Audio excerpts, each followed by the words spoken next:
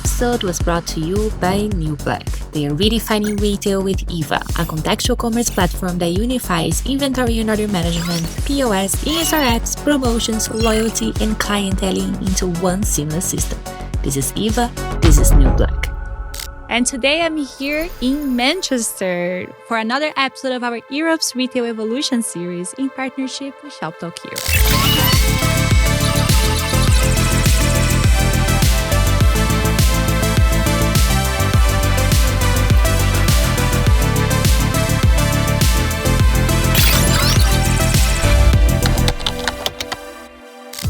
And I'm joined today by Chris Conway. He's the Managing Director of Ecommerce for Co-op, one of the largest grocers here in the UK, another 180-year-old business that we're seeing a lot of innovation. We will talk mostly about how to drive value with quick commerce, which is the first time we're talking about it here on Offbounds.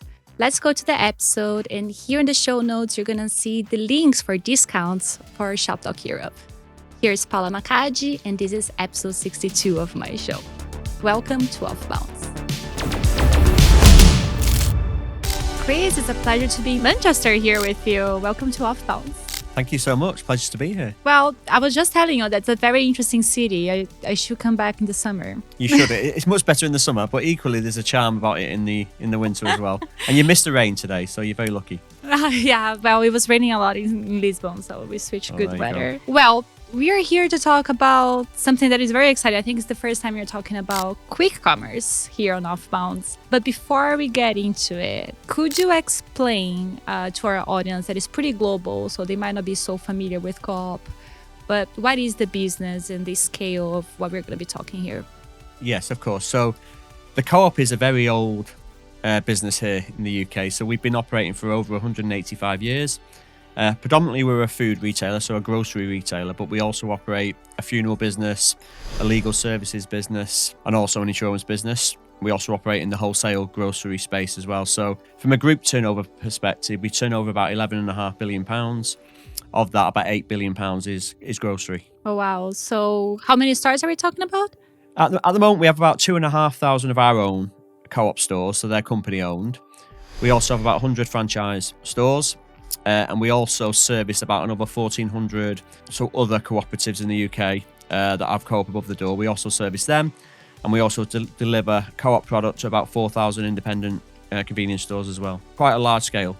So very hard for any British person having shopped there. Yeah, I think we are the second most visited retailer in the UK. So, that's a very interesting data. Yeah, from a grocery market share perspective, we are the sixth largest grocer in the UK overall. But we predominantly focus on convenience store missions, so those smaller top-up missions. So we're the ones that you visit 2 or 3 times a week to get your top-up shop rather than your full weekly basket, if that makes sense. We usually talk here about stores when we're talking about grocery, but you are, I could say, specialist in the e-commerce part, right? Like you came from other grocers before. Yeah. Co-op actually got a little bit late into e-commerce, like just in 2018. Why don't you tell us a little bit about this journey? Yeah, absolutely. So I guess from a personal journey perspective, I've been in grocery retail for over 20 years now. I started off at Asda. I spent 14 years at Asda actually, and I started off in store operations, so running stores. Then I did a regional role and then went into e-commerce in Asda in 2006. Grocery e-commerce, so a relatively early point in the grocery e-commerce landscape, although they had been operating for kind of 7 or 8 years, although they were relatively small scale, so they were turning over about 200 or 300 million pounds a year, and they had great ambitions to grow substantially. So I spent 6 or 7 years at Asda doing various e-commerce roles, eventually spending the last few years kind of running that grocery e-commerce business. At the time I was there, it was about 1.4 billion pound. Just e-commerce? Just e-commerce, yeah. They were turning over about 20 odd billion in food in the UK. So at the time they were number 2 in the market in the UK, and in the online space we were number 2 as well. We were delivering about 200,000 orders a week, kind of large e-commerce orders. So we were considered quite a big player in the market, but it was very much the traditional grocery e-commerce. So you were ordering 2 days in advance. It was a large basket, 50 odd items. So quite traditional in scope, I guess. And then while I was at Asda, I spent obviously a lot of time in Asda, but also being part of the Walmart family at the time. We spent a lot of time, myself and a lot of my colleagues, over in North America in the main, so in San Francisco, San Bruno, and also in Canada, supporting the US market and the Canadian market as they were launching their kind of grocery e-commerce operation. So they were quite late. They were later to the party than the UK. The UK were more of a leading market I was gonna in say, terms of because we're grocery talking e-commerce. about several years ago. Yeah, if you think about Tesco and Ocado and Asda, they're all kind of 90s, 1990s, early 2000s. So once like internet became a thing, e-commerce became a thing, grocery was already. It did, yeah. Obviously, into it. Grocery is a big market over here in the UK, and so that it was seen very early, especially by the market leader Tesco, in terms of grabbing space quite quickly. They're still number one in the market over here from a physical perspective and a digital perspective, and that was all about the fact that they scaled really, really quickly. And I think we all got a lot to learn from that approach, which is one of the things I learned and tried to take that approach in from a quick commerce perspective as well. And they've got nearly a 30% share of kind of digital grocery over here, and they achieved that really, really quickly by kind of grabbing customers and being quite aggressive in their rollout plan, and really having the foresight and innovation at the time to kind of think it was going to be a thing. And I think at Asda we kind of piggybacked on that a little bit as much as we could, along with Sainsbury's and Ocado and a few of the other bigger players, and really tried to establish our kind of share in that space. And we had above our kind of our share at Asda when I left was much higher than our physical share in shops. So we did a good job, and that was in part due to the Walmart backing and the capital we were able to unlock by being part of the Walmart family. And we were able to share that across North America and wider markets, but we did spend most of our time in North America supporting that market. And then I left Asda in 2015 after some fantastic time there. I also did my master's there as well. Asda funded my master's, so I'm full of praise for the time I had at Asda. That was fantastic for me. Then I went to Morrison's, who again another big grocery retailer over here. What was quite interesting about the challenge at Morrison's is, again, they were quite late to the party. When I went in 2015, they'd only been operating 2 years, so they started in 2013, and they started in a line very differently to Asda or Tesco, because they invested a lot of capital into a partnership with Ocado, which meant that they were able to kind of go from a standing start to quite a large catchment overnight, really. They purchased a half share in one of Ocado's fulfillment centres in Dordon, in the centre of the UK, centre of England, and which meant we were able to capture about 45% of the UK population almost overnight, along with the infrastructure to deliver. So effectively we were able to put Morrison's products into the shed and deliver from there. And that was quite unique for me, because it was a very different model to the one that I was used to. At Asda, predominantly we picked from our larger stores, although we did have some kind of dark stores, as you'd call them, but they were quite small in scale, whereas the Ocado model was a more semi-automated kind of cutting edge technology. It's almost like a warehouse. Exactly. And everything was picked in one location for the whole of our catchment, and then it would go to spokes where we would then decant the products into kind of separate vehicles and then deliver to people's homes. So the user experience of that proposition was great. And actually what was quite unique at the time about that proposition was that you got 99.5% of what you ordered right first time, and it was generally on time. Whereas one of the struggles we had in the early days was making sure that we had availability and we were able to pick every single product that people were ordering with minimal substitutions. And that was always a challenge in the traditional store model, because you've got these physical customers coming in all the time trying to take all your product when you want to pick them for like how do you measure the inventory? Whereas in Ocado it's a complete dark store environment, so if you had 100 of one item and you sold 99, you knew you had one left. So you very rarely let the customer down from a promise perspective. And actually I learned lots from that, because I was able to kind of, all the stuff that I learned about customers and scale and the international element of being at Asda, actually when you got to Morrison's it was very much more logistical and operational, I guess, because it was very much about product into a warehouse and product out, and try to optimize the amount of product that was going in and in the right temperature chamber and how you optimize what people buy. And when you've got a great operation, that's fantastic, but you're operating with a limited capacity. Whereas in Asda, you could almost you could sell as many customers as you could, I guess. Whereas in Morrison's, you couldn't do that, because no matter what happened, you could only sell 5 million units a week. So until you built a fulfillment centre which cost multi-millions of pounds, then you couldn't actually physically service more customers. So it's very much around optimizing So you have like the two different profitability. business models to learn from. It's Exactly. not that one works better than the other. But No, it they're serves very different, and different levels of capital and different levels of return, and actually different levers you need to pull. And I think learning from both of those models in different ways really set me in good stead for when I joined the co-op in 2018. And again, like you rightly said, we were really late to the party because at the time... Right, if you're talking about the 90s, and then just in 2019, you came to Co-op already to work on the e-commerce side of the business. Well, essentially, the CEO of Co-op at the time, I knew quite well, and we'd worked together at Asda actually previously, and she asked me to come over, and not necessarily to start an e-commerce business, but that was certainly part of my remit, was to look at that. We'd made quite a large investment as a co-op into a digital team. So we'd always had a large, obviously, IT team, a traditional IT team. The group at the time, the co-op group at the time, had made quite a large investment in setting up a kind of digital product team.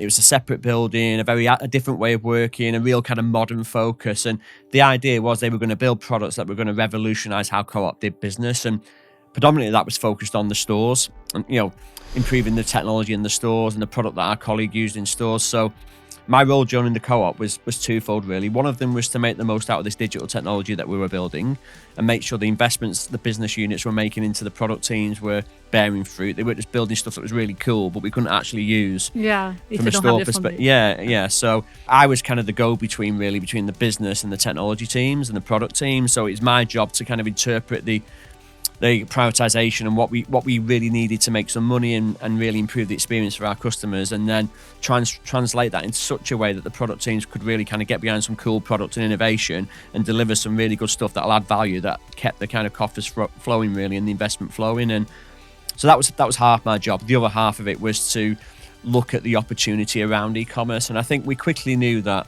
because of our store estate and the capital that we had available, we probably weren't going to be able to land e-commerce like our bigger competitors had. We didn't really have the store estate and the infrastructure to have thousands of vans going across the UK. And actually, the co-op, what I didn't say at the start is the co-op's a value-led retailer. It's a member-owned retailer, so we don't have shareholders. Our customers effectively own our business. We're consumer cooperative with the largest... So that allows other types of... It does, yeah. We're the largest consumer-owned cooperative in the UK, and what that means is any money that we generate, any profits that we make, are reinvested into our business and reinvested into our members and our prices. So you've got a real responsibility to make sure that you spend money wisely. And where you do spend money, you're doing it for the right reasons, and that's for the benefit of the wider members and the wider community and the wider movement, really. So knowing a lot about grocery e-commerce as I did, I quickly realised that I'm not in a business where we're going to spend hundreds of millions of pounds on dark stores and vans and capital, and actually we're not best set up to do that. And actually the return we're going to get for that isn't going to be great. How are we going to compete with these bigger grocery retailers that have been doing this for 20 years in some cases and have already grabbed billions of pounds of market share? And all right, we could have done a bit of that, and we did explore that, obviously, but I quickly realised that actually what was beneficial for us as a co-op was actually to use our USP, and our USP was the fact that we've got 2,500 stores, a store in every postcode in the UK. And in my previous roles, we talked a lot about being the primary retailer of choice. So what we wanted to say to consumers is we want you to do most of your shopping with us, whereas actually at co-op, that's not necessarily... That'd be nice, but actually if you could be everybody's second place to go to, if you could be everybody's top-up shop, everybody's place they went in the morning for their milk, everybody's place they went on their way home from work, that market's actually quite big. And that's the convenience market. That's the convenience, actually, yeah, absolutely. So, I forgot to buy salt. I need this for my tea tonight or my dinner tonight. I need this for breakfast in the morning. And yeah, I'm not gonna spend the time and drive to a really large hypermarket and spend lots of time going around that. It's literally, people come to our store, I think on average they spend about 4 minutes in the store. They literally want to get in and they want to get out and they want to find what they need. And the beauty of our stores is that they're all relatively small. On average they're 3,500 square foot. How many SKUs? We about 6,500 SKUs. We have bigger ranges, so they go up to 12,000-13,000, but as a common range, a kind of credible range, it's generally around 6,500, and that range is really tailored for the convenience mission. So if you want to bake something, for example, we'll make sure we have everything you need to bake it, all the best recipes, because that's a key mission. I've forgotten salt, as you said, or lemongrass, or all these things that you do forget. We've got to make sure we have them, but obviously we've got to have the essentials. We've got to have a good range of breads and bakery and the food for now. So maybe if we forgot the yeast for the bakery, there's like another ingredient right on the side. They're like, oh, yeah. And lunchtime's massive for us. You know, food for now we're absolutely huge in. Pizzas, I think we're the second in the market for pizzas. Alcohol, we're obviously very, very high up on alcohol when you're having parties or you've got last minute guests and you want to buy your alcohol. And similarly, the beer's over. Who is going to buy more? Yeah, exactly, exactly. So all those kind of missions that you know are really key to convenience. That's what our stores are tailored to. And then when you think about quick commerce, if we were trying to take on Tesco and on a big basket shop, we haven't got the range, we haven't really got the infrastructure.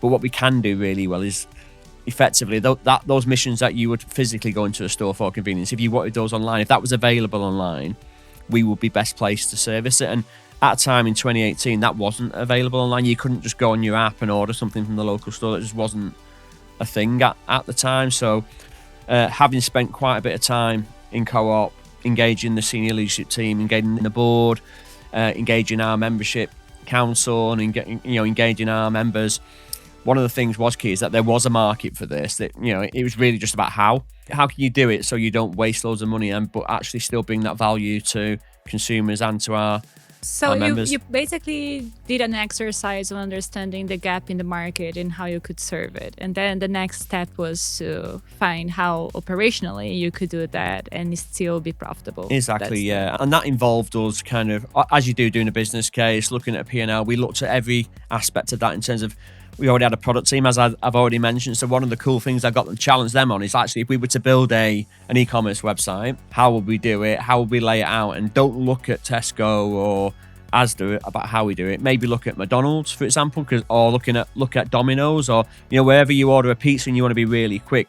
We should be looking aspirationally at those sites and not at the traditional grocers, because the traditional grocers are building their sites based on people spending a lot of time on the site browsing. They've got quite a lot of content on there. They've got brand zones and different events, and what they want you to do is spend as much time as possible on there and add as much as your basket. When actually, if you think about what we physically do in our stores, we make it really easy and simple. And that's what we wanted to do from a website perspective. We said, actually, how can we perhaps get 1,000 lines or 2,000 lines or 6,000 lines potentially, but present that in such a way that it's really easy for consumers to get on and find what they need really quickly and check out. If they spend 5 minutes in the store, they shouldn't spend 10 minutes online.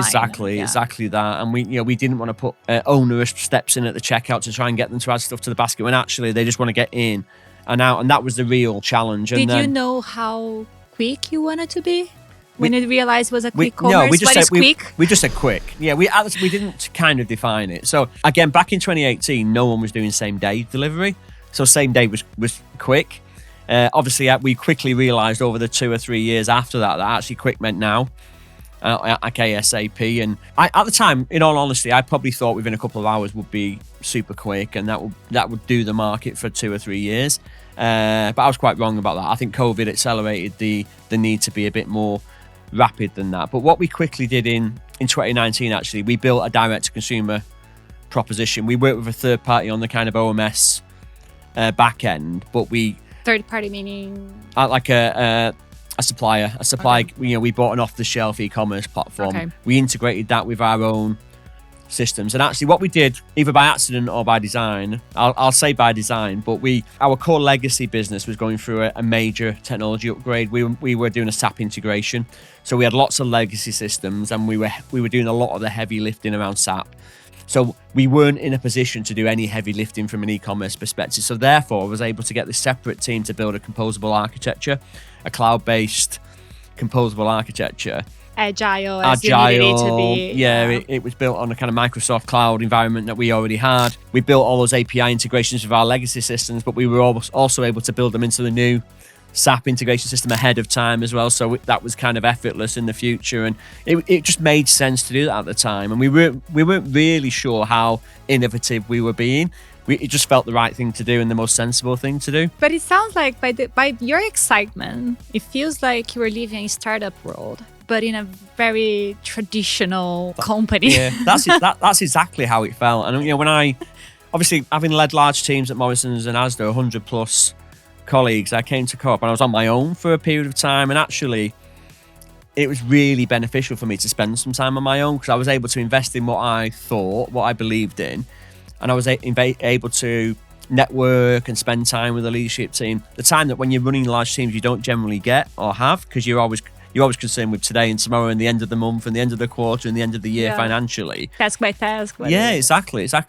And what I was able to do at Co-op is spend those initial probably 6 to 9 months just thinking ahead and thinking broad and thinking more strategically about what we wanted to do. And I was able to influence in that way. So the technology build, as we said, was one of the outputs of that. Is actually I was able to spend a lot of time with our technology teams, our architects, and say, actually, we are building this from scratch. What would we do? How would we build it? And yeah, we can't interfere with this big thing over here. So let's build it like this and keep it light touch for those guys, but also set us up for the future. And luckily, thank God we did, really. It was a really good decision. Yeah, and that was 2019. Yeah. 2020, I guess, paid off. Yeah, in 2019, what we did is we set that up and we started our proof of concept, which was 34 stores. So we launched 34 stores in London and Manchester. So it was quite city. Manchester, because obviously our head office is in Manchester, so we wanted to be really close to the action there, but also London, because that's our biggest market. And we set up 30 odd stores. And again, we had a range of about 2,500 products, and our initial offering was to deliver products within 2 hours. And what we did there, what that told us is, are people interested?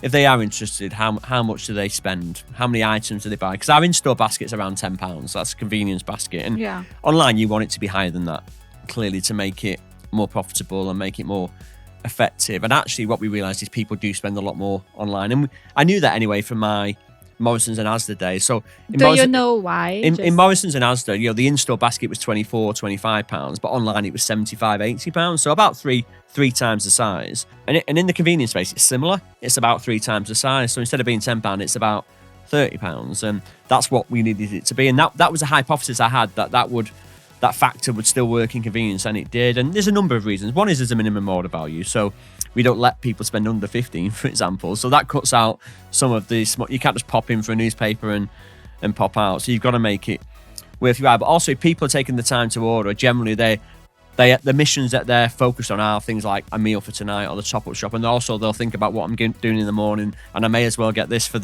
lunchtime the next day. So they are kind of shopping for the next day or two. Yeah, even if there's that 15 minimum, it's like, I'm just going to buy eggs for tomorrow. Exactly, and you kind of like start thinking about everything they're going to need. Yeah, and there's essentials that they need, isn't it, as well? So they start to stock up on that. And what we've seen is that, we proved that people would spend about that amount.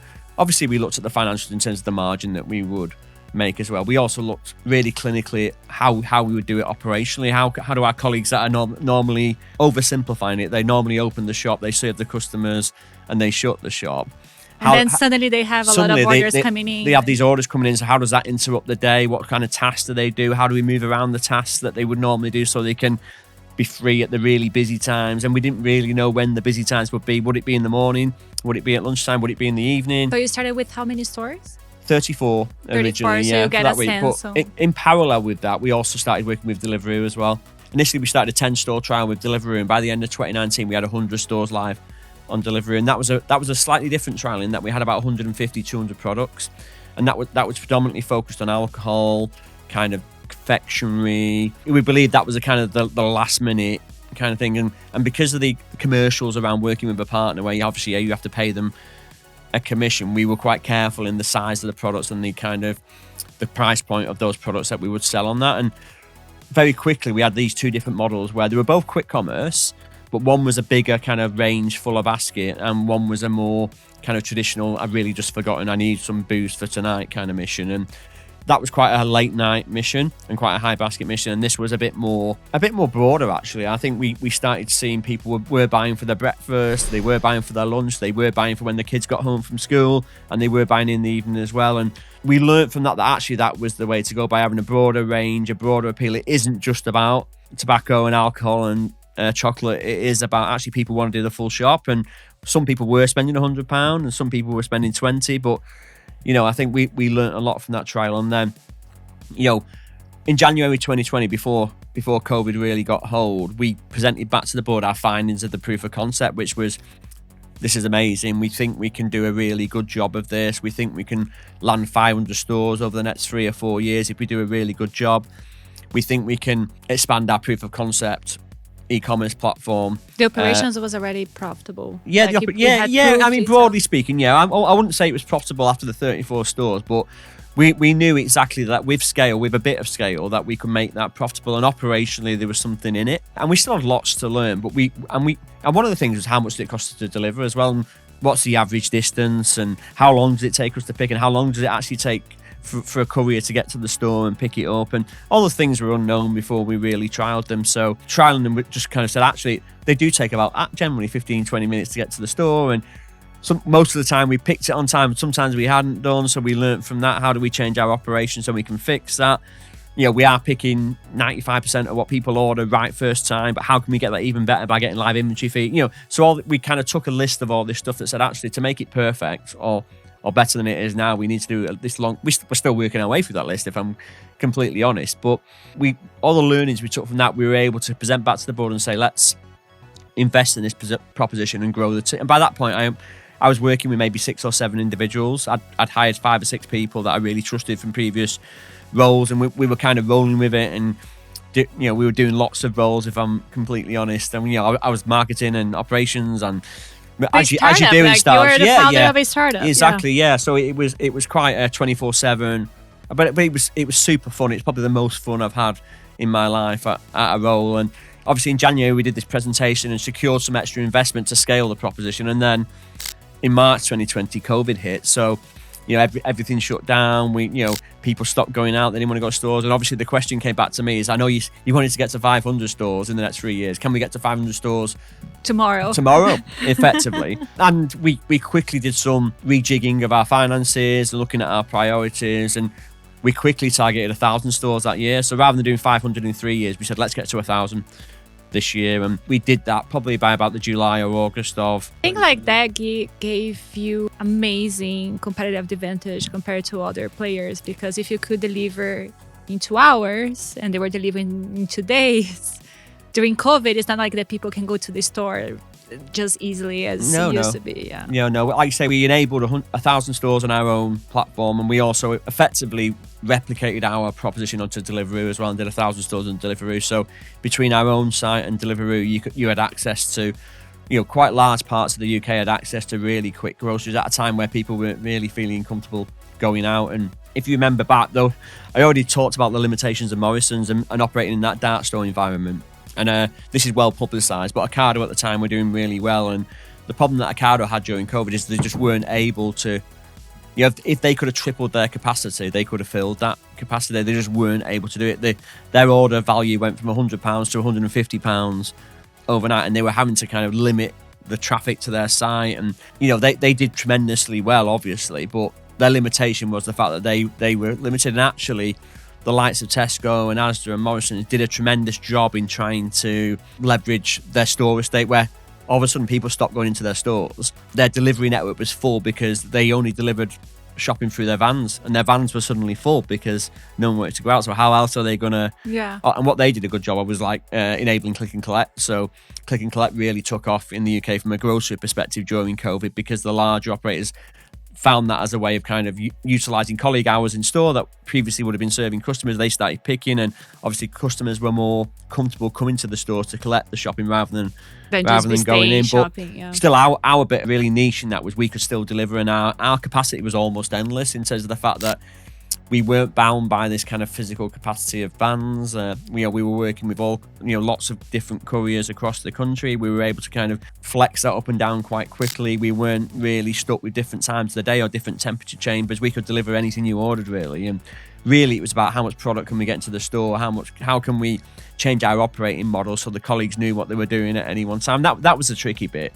But you were working, like, the delivery were you doing with your own people, or you had partners like Deliveroo, Uber Eats? Yeah. From a courier perspective, so we predominantly work with partners. We do and still do deliver about 10% of our own orders for our own fleet. So we've got a small fleet, a couple of hundred vehicles, mainly electric vehicles, and some kind of... We're now moving away from the kind of more traditional larger vans into the kind of electric bikes and stuff like that.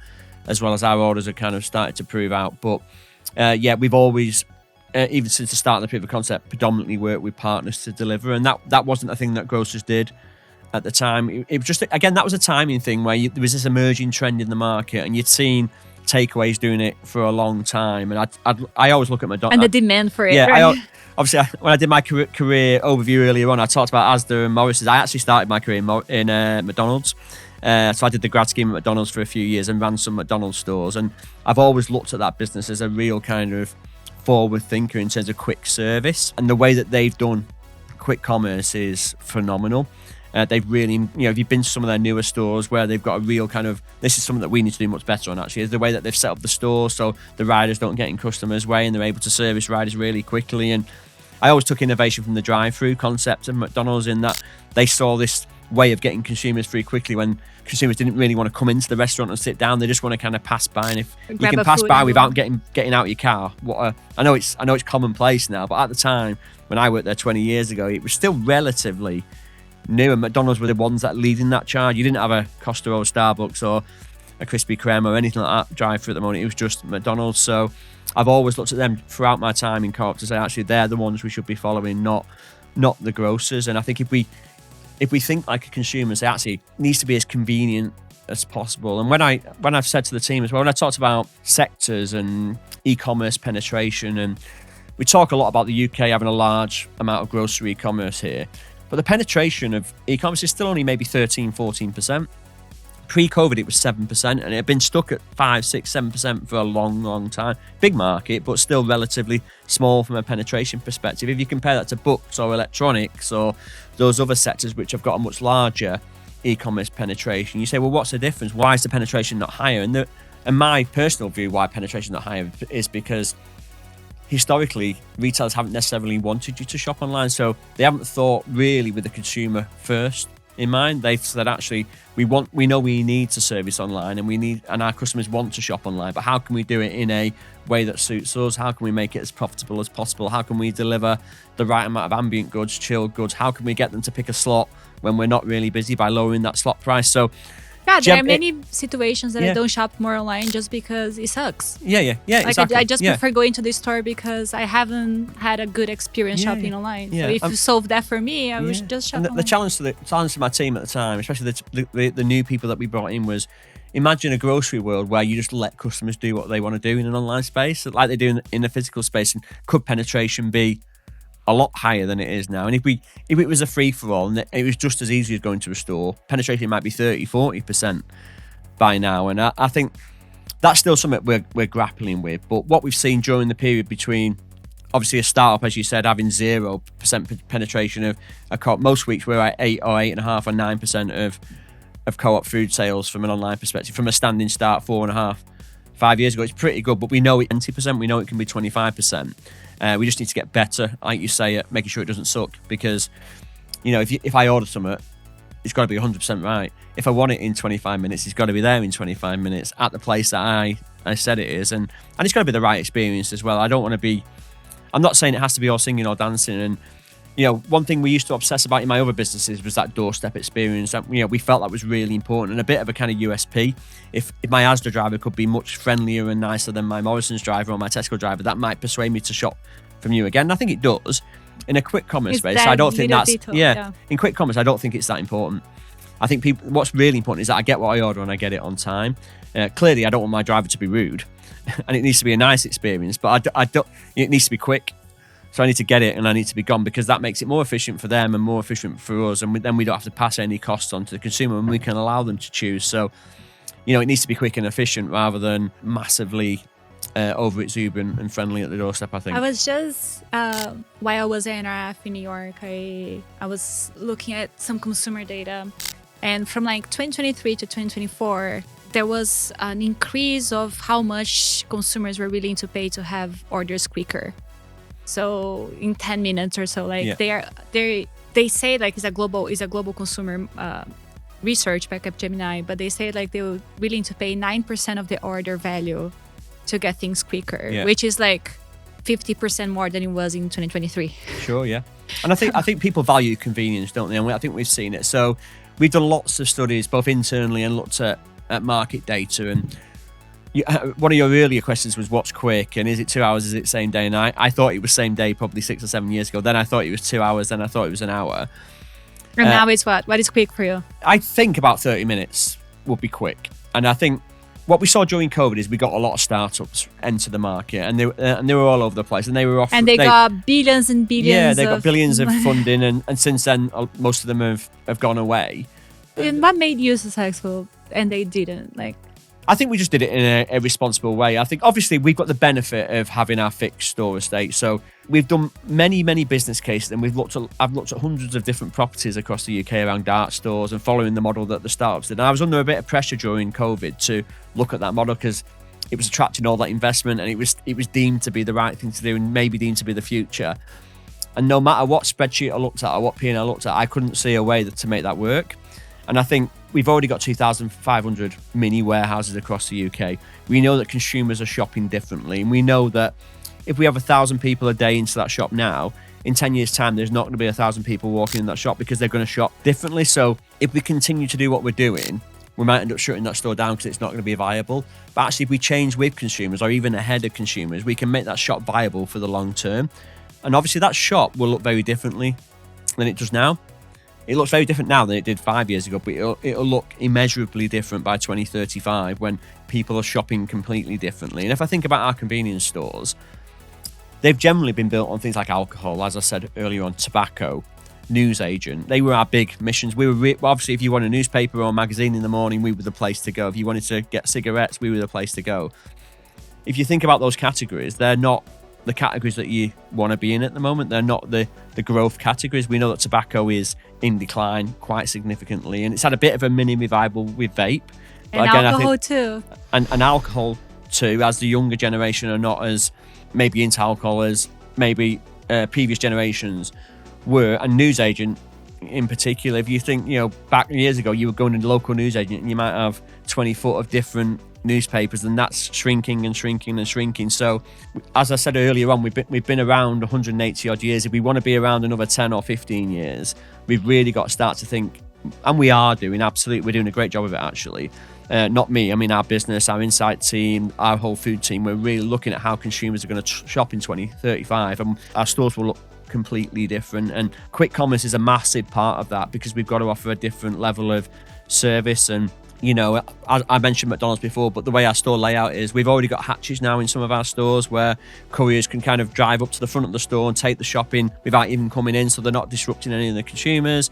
We're looking at some of our bigger stores how we can have rider wait areas so they can charge their phone. Perhaps they can pump up their bike tyre while they're there to make it really attractive for the riders. And that's a very different proposition to try to get people in to buy the Times, as was a few years ago. And thinking on how people shop differently, do you think we will see in a short term drones delivering or robots doing autonomous delivering? Do you think that's something? I think on a global scale, yes. I think specifically for the UK. So we've been working with Starship Technologies in the UK for about 5 years, more or less since I joined the business actually. And initially we worked with them in Milton Keynes. So they had a kind of special dispensation to deliver from local shops in Milton Keynes. And we were one of their first kind of partners in Milton Keynes. And we're still operating in Milton Keynes now 5 years later. I think we've done about 600,000 completely autonomous deliveries with Starship. We're operating out 39 stores across the UK. And the real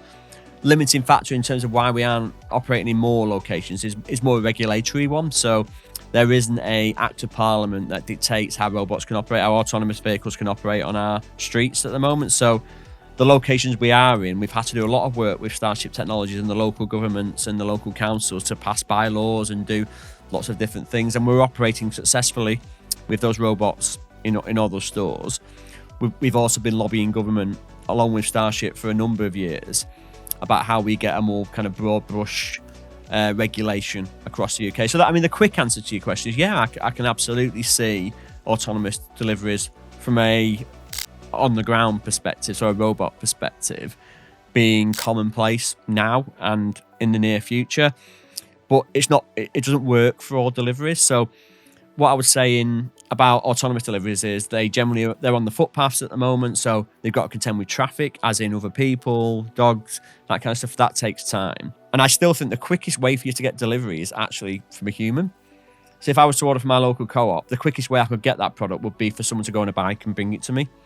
That would be the quickest way. That would be quicker than a robot doing it. How quick can the robot drive, right? Like it's Yeah. Cause obviously, it's limited from a safety perspective. Yeah. Whereas if you're on a bike, you can go 30 mile an hour and get to the consumer. You know, if the average delivery is a mile away, you can be with that customer in 4 or 5 minutes. Whereas if the robot might take 15 minutes, it's still quick, but not as quick as a human. So it really depends. I think the future is a mixture of different delivery models. In an ideal world, I would offer to my consumers, say, if you want a robot delivery, it's going to be 32 minutes. If you want it as quick as possible, then it's going to be 14 minutes, but it's not going to be a robot.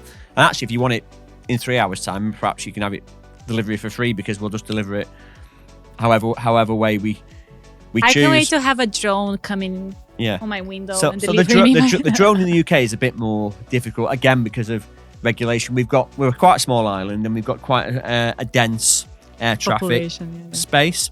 So I think the regulation around. I mean, I've tried, I've tried to work with companies to do some drone deliveries.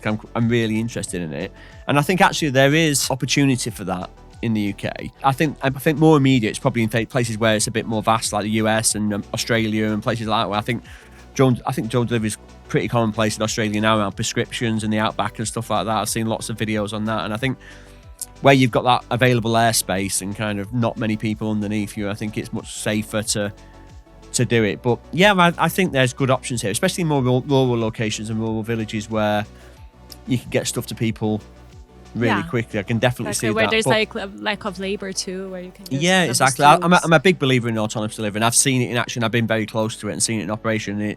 It's phenomenal and really, really works and gets more autonomous as it learns and as they get better and better. But I've seen AI in real action in autonomous deliveries, where when we started with Starship, there was an element of human intervention in some deliveries, but actually now it's hardly ever. And they do deliver. I live about 8 miles south of this studio in Manchester, and they do deliver in my area. And they started delivering maybe about 18 months ago. And there's a cul-de-sac opposite my street, and the robot initially struggled to get up the curb, because they go down a curb, cross the street, and they go up the curb. And there was like a pothole, for want of a better term. So the dip and the increase in the curb was really big, and the robot really struggled to get up it. And sometimes it'd ask for help. So if someone was passing, it'd say, can you push me up? Yeah, it would say, would you mind pushing me up the curb? That's so cute. So you push up the curb. But what I did notice, after a couple of weeks, they stopped getting stuck, because they started going a bit further down the street and crossing there where it was safer, and the pothole wasn't there. So what it did, it just told its friends, when it got home at night, it just told its friends that this is a really bad place to cross. I always get stuck. Stop crossing there. Maybe try over here, and it's easier. And once they tried over there and they were able to get up, I watched them from my window, and I'd see them going.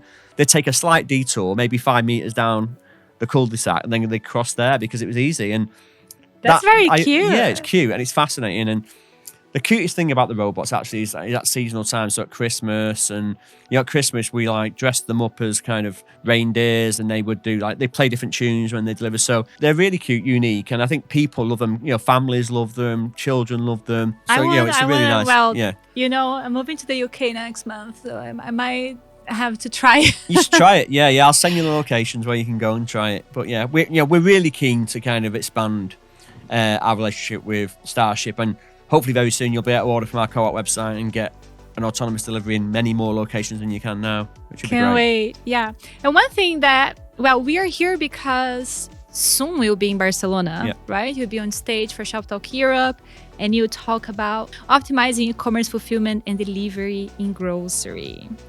Why do you think it's important to attend these events and share your experience?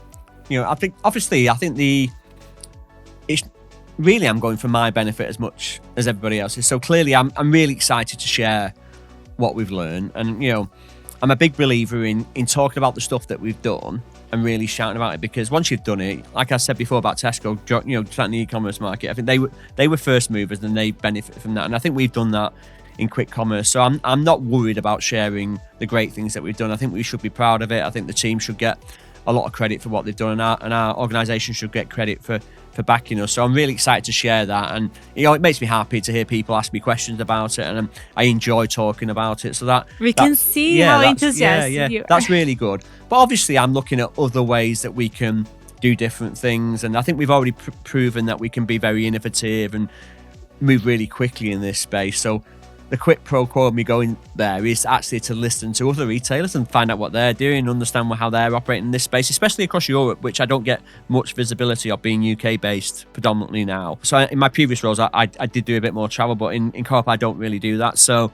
I'm really interested to meet other retailers from different parts of Europe to see what they're doing. So I'm really excited about that. I'm equally excited about meeting lots of suppliers and actually suppliers that I haven't met before, to say actually how they think they can help on the journey. And I think by me explaining our challenges and where we've run in this space, I'm sure there's lots of people out there that'll have great solutions, and maybe solutions that isn't necessarily what they're selling, if that makes sense. It isn't necessarily their main product line, but actually having heard what we've said, how that can be adapted or used to deliver some benefit for us. And like any retailer, I want to be more efficient. I want to do a better job. I want to do a better job for our customers. Ultimately, I want to make sure they've got the right product and I make sure it gets delivered on time. But equally, I want to make it as efficient as possible and as easy as possible for our colleagues. And what I'm talking about on the day is some of the work we've been doing internally around making that operating model easier. And we've not touched a lot on that today, but that's good. Like, everybody can attend this session and find out more. I won't do the full pitch now, but I'm very excited about how we made it a lot easier for our colleagues, but we need to make it a lot easier because I'm not everybody's friend in our stores, because I've added lots of volume and sales, which they like, but the day in the life of is a lot more difficult than it was 5 or 6 years ago, that's for sure. Yeah, and now we have a special moment. We have our sponsor question, which is a surprise. Okay. Hey Paula, hey Chris, this is Hank from New Black. I'm a digital designer and I got a question in regards to loyalty. So Chris, how does your online strategy tie into Co-op's broader membership and loyalty programs? Are you seeing positive impacts on customer retention or basket sizes probably? Curious to hear from you. Fantastic. I know, that's a very good question. I'm interested too. Yeah, no, amazing question. Thank you so much for that. And as I rightly said earlier, our membership is a key part of what we do at the Co-op. We're a member-owned organisation. And I think when we launched our proof of concept quick commerce operation, it wasn't integrated with our membership scheme, so we weren't able to offer the membership benefits that you would get in a store. So at the time, we had a points-based system where you would earn points and then spend it back in the store. Luckily for me, we've changed that system quite a lot. So actually, the main benefit of being a member now is you get access to better prices, cheaper prices. So if you are a Co-op member and you go in our store, you get a lot of products at a significantly lower price than if you would if you weren't a member. And that's on we call them the essentials. We don't put lower prices on things that you don't need. We put lower prices on the things that you do need, like milk, like bread, like eggs, like cheese. And that's brilliant. So we did that in store, and then very quickly we followed from a quick commerce perspective. So on our own site, initially we launched member pricing only about 18 months ago, actually. So if you're a Co-op member, you can attach your membership number to your online account and you automatically get access to member prices and the benefit that entails. Amazingly, what we've been able to do in the last 12 months as well is we've been able to enable Co-op membership across some of our partnerships as well. So on Deliveroo, we now pick from 1,500 stores. If you're a Co-op member, you can add your Co-op membership number to the Deliveroo account and get access to Co-op membership prices online, which is phenomenal. And you can now do the same on Uber Eats as well. Actually, we did it first with Uber Eats, if I'm being completely honest.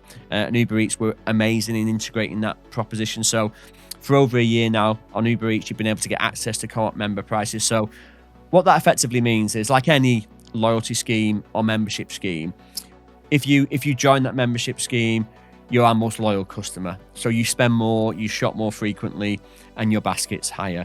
And that's true of quick commerce as well. So to answer the question directly, 85% of our consumers on our own direct-to-consumer site are now members. Their basket's about 12% higher than everybody else. On Deliveroo and Uber, a significant number of those orders are now from Co-op members.